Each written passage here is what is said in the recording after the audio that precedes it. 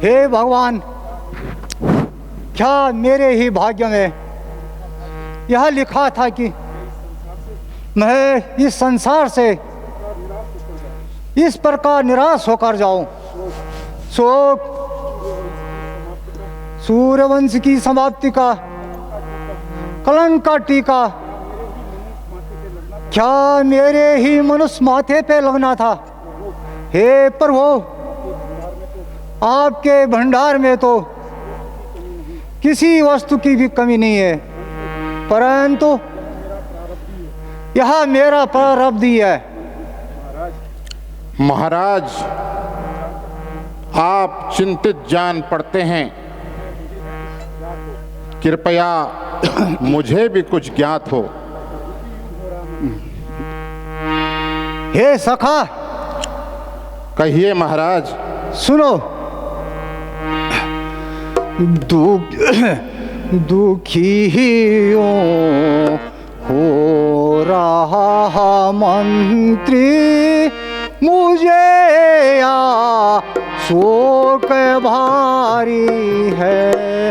दुखियों हो रहा मंत्री, मुझे या शोक भारी है। कहूँ क्या ऐसा खा तुमसे, दशा जैसी हमारी है।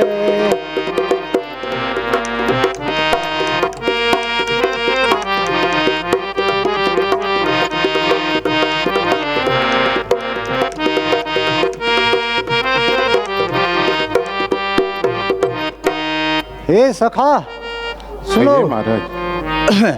अवस्था आ गई चौथी, नहीं संतान देखी है। अवस्था आ गई चौथी, नहीं संतान देखी है। नहीं कुछ होने की आशा मुझे अब।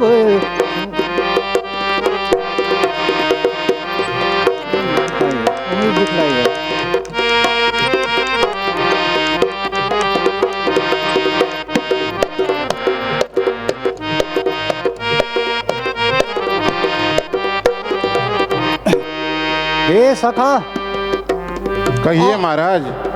अवस्था आ गई चौथी, नहीं संतान देखी है। अवस्था आ गई चौथी, नहीं संतान देखी है। नहीं कुछ अब।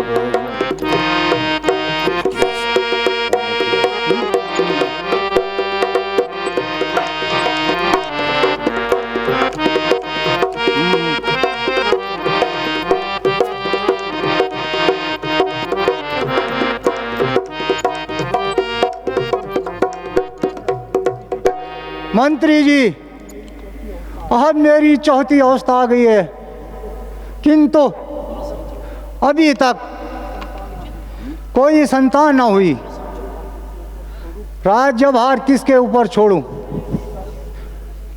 यही चिंता मेरे मन में व्याप्त है।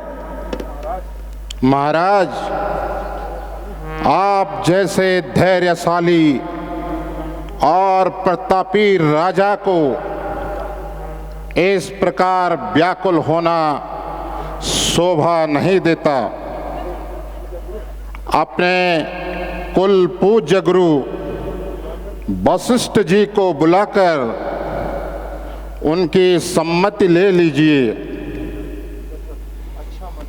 अच्छा मंत्री जी, शीघ्र ही गुरु वशिष्ठ जी को बुलाए लाइए। जो आज्ञा महाराज। द्वारपाल, द्वारपाल। जय मंत्री जी।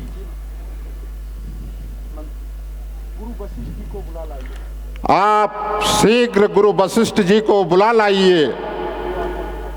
जो आज्ञा महाराज।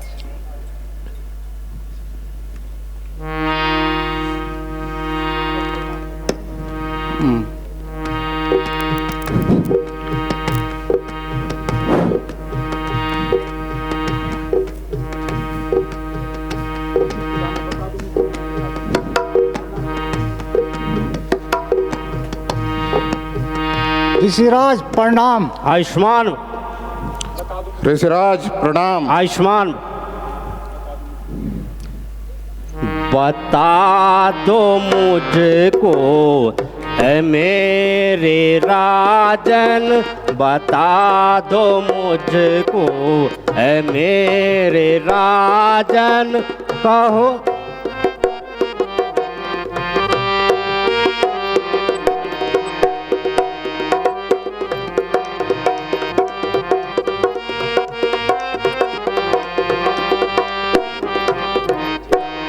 हुआ ये चेहरा उदास क्यों है, हुआ ये चेहरा उदास क्यों है, कहो तबीयत का हाल क्या है।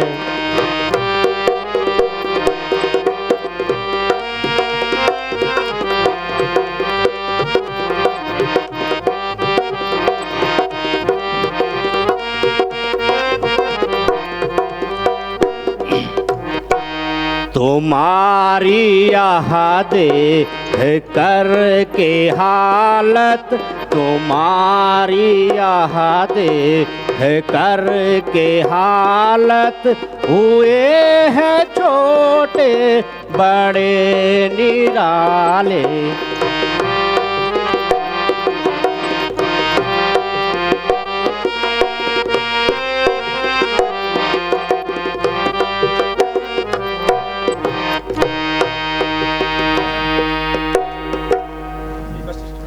राजन, आपकी यह हालत देखकर तमाम राज्यसभा का दिल बैठा जा रहा है।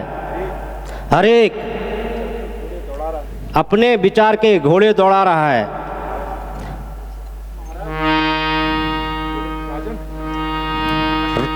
राजन, कहिए कि आपके चेहरे पर यह उतार चढ़ाव का क्या कारण है?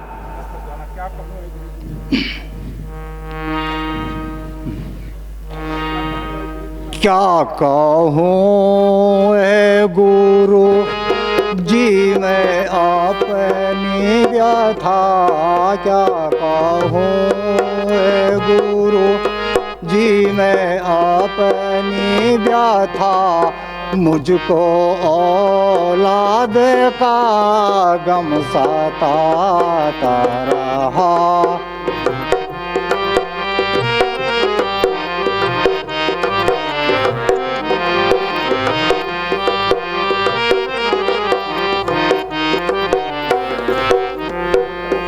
क्या कहूँ है गुरु जी मैं अपनी व्यथा, क्या कहूँ है गुरु जी मैं अपनी व्यथा, मुझको औलाद का गम सताता रहा।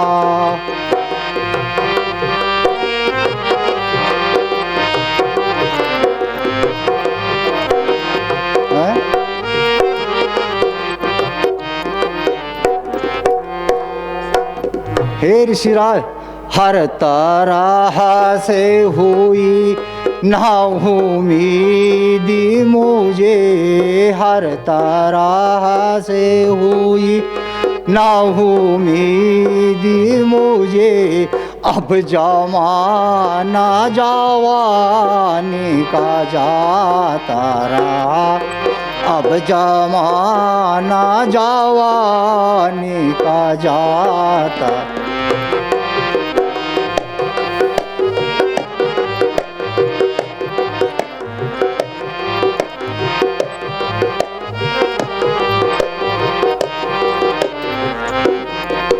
हे ऋषिराज, अगर हो जाता घर में भी एक पुत्र, अगर हो जाता घर में भी एक पुत्र, तो जड़ता नहीं ये आबाद घर, तो जड़ता नहीं आबाद घर।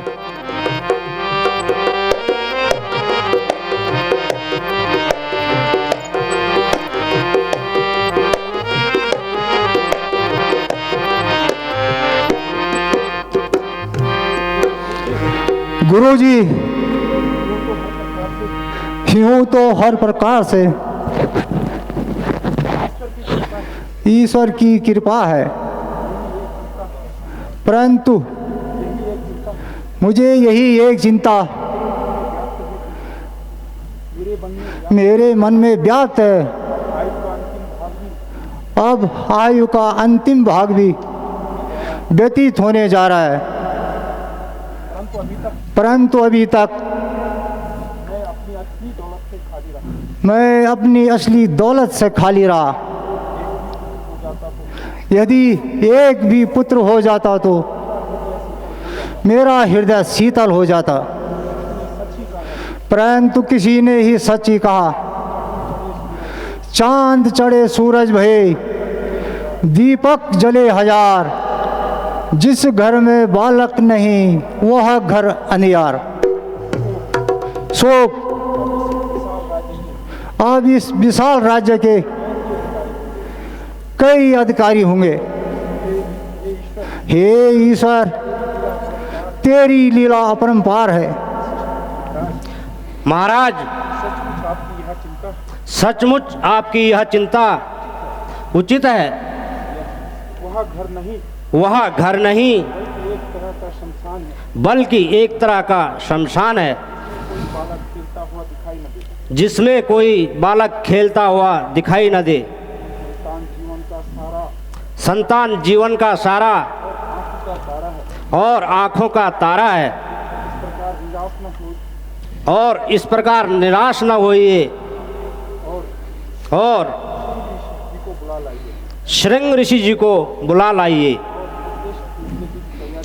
और पुत्रेष्ठ यज्ञ की तैयारी कीजिए। मुझे पूर्ण आशा है कि ईश्वर आपकी मनोकामना पूर्ण करेगा। महाराज, गुरुजी का कहना सत्य है। अब शीघ्र ही यज्ञ का प्रबंध करना चाहिए। मंत्री जी, आप जाइए